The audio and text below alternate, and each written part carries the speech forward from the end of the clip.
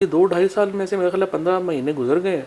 आखिरी 8 10 महीने हैं, वो भी लंदन में लोग उसको कुछ मेरे ख्याल छोटा मोटा शॉपिंग करा रहे हैं, वो भी नहीं कराएंगे, वो ख़त्म हो जाएगा। और साहब आप बार बार कह रहे हैं कि खान साहब की रिहाई के लिए कुछ करे, लेकिन जो पाकिस्तान तहरीक इंसाफ की मौजूदा क़यादत है वो धड़ों में तकसीम है, वो ओहदों के पीछे है। तो क्या समझते हैं कि इस सूरत हाल में हुकूमत को टफ टाइम दिया जा सकता है या महमूद अतरज़ई के थ्रू मुज़ाकरात हो सकते हैं? नहीं, बिल्कुल होना ही ये चाहिए।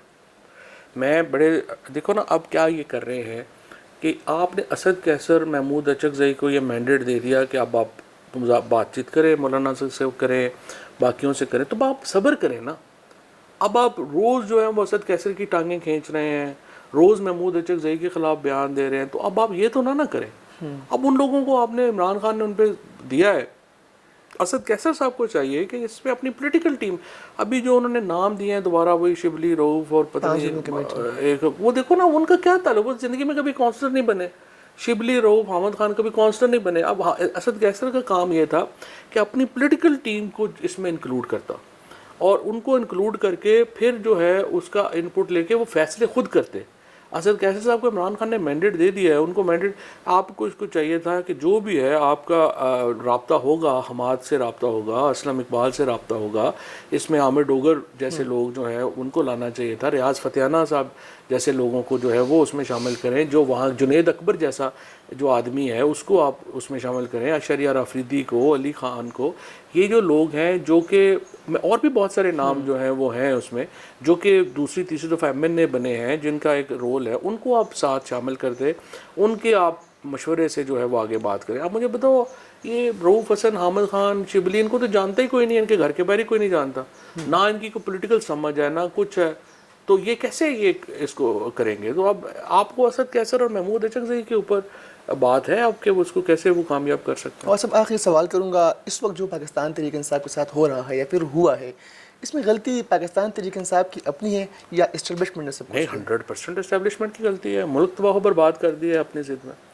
इस्टेब्लिशमेंट ने बहुत पाकिस्तान का नुकसान किया है इस सारे मामले में, और मेरी नज़र में अब भी वक्त है उनको अपनी पॉलिसी को रीडू करना चाहिए और इमरान खान के साथ नॉर्मलाइज करना चाहिए। बहुत शुक्रिया फवाद चौधरी साहब हमारे साथ मौजूद थे और मौजूदा सूरत हाल पर हमने उनसे बात की। इजाज़त दीजिए, अल्लाह हाफ़िज़।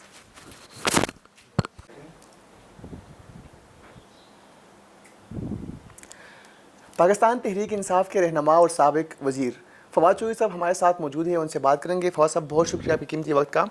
बताइएगा, आप जेल की सऊबतें भी आपने बर्दाश्त की, आपकी अहलिया, आपकी बेटियाँ अदालतों की चक्कर काटती रही, पाकिस्तान तहरीक इंसाफ के सीनियर कायदीन की तरफ से कोई रब्ता हुआ था उस वक्त उनके साथ? इमरान खान से रब्ता था, जेल के अंदर उनसे मुलाकात हुई, और बाकी लोगों से तो कोई ख़ास रब्ता नहीं, बाकी कई जो है हमारे लोग, उनसे रब्ता रहा। लंबे अरसे बाद आप मंजरियाम पर आ गए, तहलका खेज़ इंटरव्यूज़ आपके हो रहे हैं। अगर बानी चेयरमैन पाकिस्तान तहरीक इंसाफ कह देते हैं कि नहीं, Fawad Chaudhry is not acceptable, second option क्या होगा आपके पास? कोई सेकंड ऑप्शन का प्रॉब्लम नहीं है। देखिए, इस वक्त हमारा जो इशू है ना, देखो ना, अगर अपनी पर्सनली करनी हो ना, तो पर्सनल आपको ये है कि आप सारा कवर करते रहे, शुरू से ही आप खुद भी देख रहे हैं सारा। देखो, मैं वज़ीर तो मैं 2011 में भी था, 2012 में भी था, मैं 2018 में आप लोग मेरे साथ थे, आपने देखा होगा, मैंने तो कभी पुलिस वाला भी साथ नहीं रखा। हमें ये प्रॉब्लम ही नहीं है कि प्रोटोकॉल्स होने चाहिए, गाड़ियाँ रुकें और ये करें, ये हमारे प्रॉब्लम नहीं है। डिस्पाइट बीइंग के one of the most important ministers Khan साहब के साथ, हमारा जो पहला मतमा नज़र होता है वो ये है कि एक मुल्क जो है वो उसका क्या फ़ायदा है और किधर आगे जाता है। मुल्क में इस वक्त पाकिस्तान का जो लीडर है वो इमरान खान है। 22 करोड़ लोगों ने 8 फरवरी को ये बता दिया है कि पाकिस्तान का मुस्तकबिल जमहूरियत के साथ है, और जमहूरियत का और जमहूर का जो लीडर है वो इमरान खान है। लिहाजा आप उसके साथ हों ना हों, आप PTI का हिस्सा हों ना हों, हर पाकिस्तानी का फ़र्ज़ है इस लड़ाई में इमरान खान का साथ दें। वो जब जीतेंगे, हुकूमत बनाएंगे, करेंगे, वो बाद की बातें उस वक्त देखेंगे। फ़िलहाल इमरान खान का जीतना ज़रूरी है, और इसीलिए ही मैं ये सारी, अगर वरना मुझे क्या प्रॉब्लम था, मैं भी इलेक्शन लड़ता, मुझे तो शायद फॉर्म 47 की भी ज़रूरत ना पड़ती इलेक्शन जीतने के लिए, मैं जीत के वज़ीर बन जाता, कोई प्रॉब्लम नहीं था। लेकिन पॉलिटिक्स तो करनी है ना, अगर नो आ जाए जवाब तो फिर क्या करेंगे? नो नहीं आएगा जब खान साहब से देखे ना। अभी अगर ये जिस तरह से जा रहे हैं, भड़का देते हैं, खान के खिलाफ भी बयान दे देते हैं, तो क्या फ़र्क पड़ता है? खान जब हमारी बात सुनेगा तो फिर दोनों बातें सुन के जब फैसला करेगा फिर देख लेंगे ना। अब ये भी इल्ज़ाम है कि आप न सिर्फ IPP में गए बल्कि जो पाकिस्तान तहरीक इंसाफ के सीनियर कायदीन हैं उनको भी साथ लेके गए थे, उनको भी आपने ही मोबिलाइज़ किया था। IPP में कोई भी नहीं जाना चाह रहा था। IPP में कौन जाना चाह रहा था? इवन अली जैदी, इमरान, अब तो खैर वो रिकॉर्ड पे ही आ गए। कौन जाना चाह रहा था? कोई भी नहीं जाना चाह रहा था।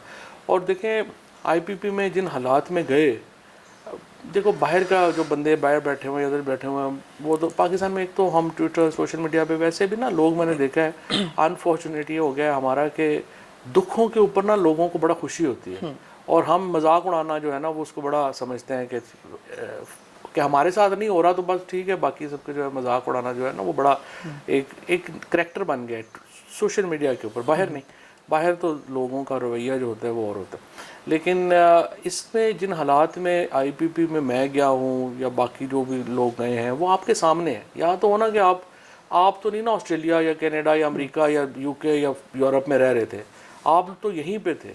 आपके सामने अनफोल्ड हुआ है जो कुछ हुआ है, जिस फस्तायत का मुजाहरा, जिस बर्बरियत का मुजाहरा, जिस तरह लोगों के साथ जो सलूक यहाँ पे किया गया, जिस तरह से पार्टियाँ छुड़वाई गई, ये सारा आपके सामने।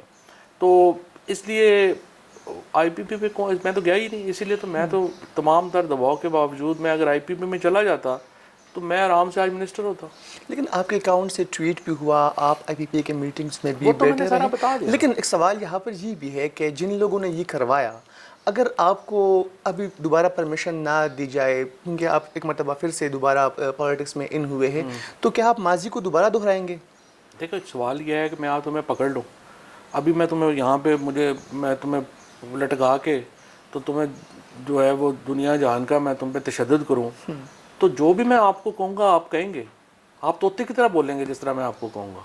लेकिन शहरयार अफरीदी, अली मोहम्मद खान, शंदाना गुलजार, मुझे पता शाहिद नहीं वो खट्टक, नहीं, शंदाना तो खैर हाउस अरेस्ट रही है ना, बाकी लोग जो लोग रहे हैं मुझे नहीं पता उनके ऊपर ये तशद्दुद हुआ। क्योंकि एक और भी बात आप ज़रा देखिएगा कि जो KP में और पंजाब में फ़र्क है। पंजाब में जिस फस्तायत और बर्बरियत का मुजाहरा हुआ है KP में नहीं हुआ।